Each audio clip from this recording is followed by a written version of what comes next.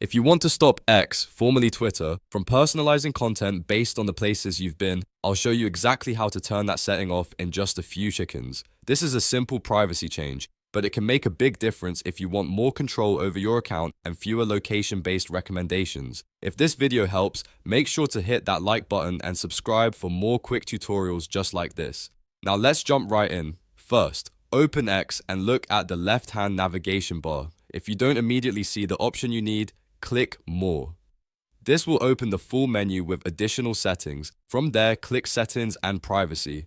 This is where X keeps most of your account, privacy and safety options. Next, click Privacy and Safety. Once you're inside that section, find and click Location Information. This menu controls how X uses location-related data on your account. Now look for the setting that says Personalize based on places you've been. To stop X from using your location history for personalization, simply toggle that option off. As soon as you switch it off, X will no longer personalize based on places you've been. That's all there is to it. You've just turned off a privacy setting that helps reduce location-based personalization on your account. If this video was helpful, please give it a like and subscribe to the channel for more easy step-by-step tech guides. Thanks for watching, and I'll see you in the next one.